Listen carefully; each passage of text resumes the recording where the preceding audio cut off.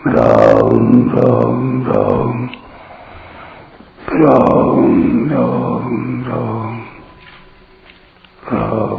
राम राम नारायण नारायण।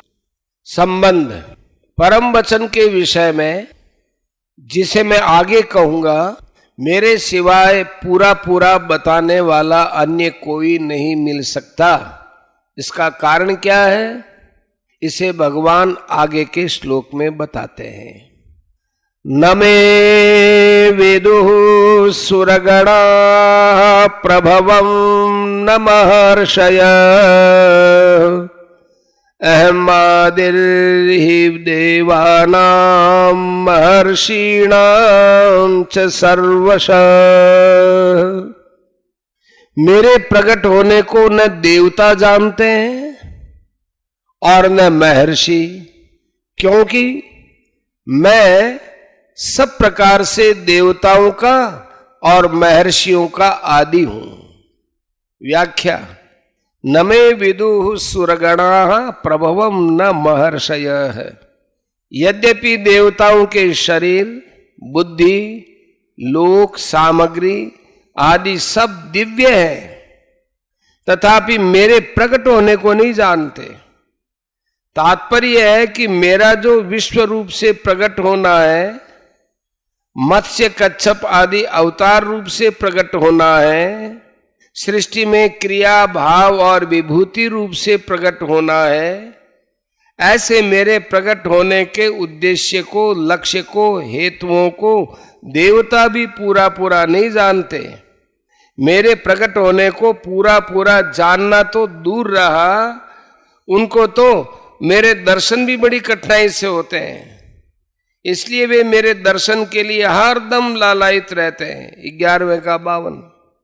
ऐसे ही जिन महर्षियों ने अनेक ऋचाओं को, मंत्रों को, विद्याओं को, विलक्षण विलक्षण शक्तियों को प्रकट किया है, जो संसार से ऊंचे उठे हुए हैं, जो दिव्य अनुभव से युक्त है, जिनके लिए कुछ करना, जानना और पाना बाकी नहीं रहा है, ऐसे तत्वज्ञ जीवन मुक्त महर्षि लोग भी मेरे प्रकट होने को, मेरे अवतार को, अनेक प्रकार की लीलाओं को, मेरे महत्व को पूरा पूरा नहीं जानते। यहां भगवान ने देवता और महर्षि इन दोनों का नाम लिया है। इसमें ऐसा मालूम देता है कि ऊंचे पद की दृष्टि से देवता का नाम और ज्ञान की दृष्टि से महर्षियों का नाम लिया है। इन दोनों का मेरे प्रकट होने को न जानने में कारण यह है कि मैं देवताओं और महर्षियों का सब प्रकार से आदि हूं। अहम आदिर्हि देवानां महर्षीणां च सर्वशः। इनमें जो कुछ बुद्धि है, शक्ति है, सामर्थ्य है, पद है, प्रभाव है, महत्ता है, वह सब उन्होंने मुझसे ही प्राप्त किए हैं। अतः मुझसे प्राप्त किए हुए प्रभाव, शक्ति, सामर्थ्य आदि से वे मुझे पूरा कैसे जान सकते हैं? नहीं जान सकते। जैसे बालक मां से पैदा हुआ है, उस मां के विवाह को और अपने शरीर के पैदा होने को नहीं जानता, ऐसे ही देवता और महर्षि मुझसे ही प्रकट हुए हैं। अतः वे मेरे प्रकट होने को और अपने कारण को नहीं जानते। कार्य अपने कारण में लीन तो हो सकता है, पर उसको जान नहीं सकता। ऐसे ही देवता और महर्षि मुझसे उत्पन्न होने से, मेरा कार्य होने से कारण रूप मुझे नहीं जान सकते, प्रत्युत मुझ में लीन हो सकते हैं। तात्पर्य यह हुआ कि देवता और महर्षि भगवान के आदि को, अंत को और वर्तमान की इयत्ता को, अर्थात भगवान ऐसे ही है और इतने ही अवतार लेते हैं, इस माप तोल को नहीं जान सकते। कारण कि इन देवताओं और महर्षियों के प्रकट होने से पहले भी भगवान ज्यों के त्यों ही थे। और उनके लीन होने पर भी भगवान ज्यों के त्यों ही रहेंगे।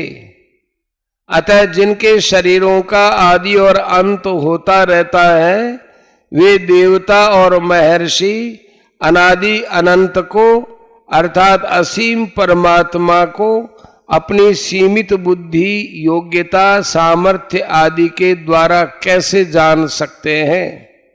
असीम को अपनी सीमित बुद्धि के अंतर्गत कैसे ला सकते हैं? नहीं ला सकते।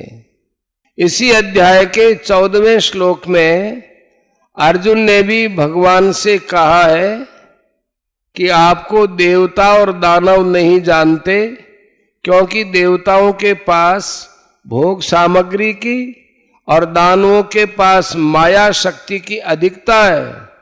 तात्पर्य है कि भोगों में लगे रहने से देवताओं को मुझे जानने के लिए समय ही नहीं मिलता, और माया शक्ति से छल कपट करने से दानव भी मुझे नहीं जान सकते। परिशिष्ट भाव। 7वें अध्याय के 3 श्लोक में भगवान ने मनुष्याणाम सहस्रेषु पदों से जो बात कही थी वह यहां नमे विदुः पदों से कहते हैं। वे भगवान को क्यों नहीं जानते, इसका हेतु बताते हैं कि मैं सब तरह से देवताओं और महर्षियों का आदि हूं। 7वें अध्याय के 26वें श्लोक में भी भगवान ने कहा है कि भूत, भविष्य और वर्तमान के सब प्राणियों को मैं जानता हूं, पर मुझे कोई नहीं जानता। इसलिए अर्जुन ने भी आगे 14वें 15वें श्लोकों में कहा है कि आपको न देवता जानते हैं और न दानवी जानते हैं, प्रत्युत आप स्वयं ही अपने आप से अपने आप को जानते हैं। इस श्लोक में भगवान ने राजगुह्य बात कही है।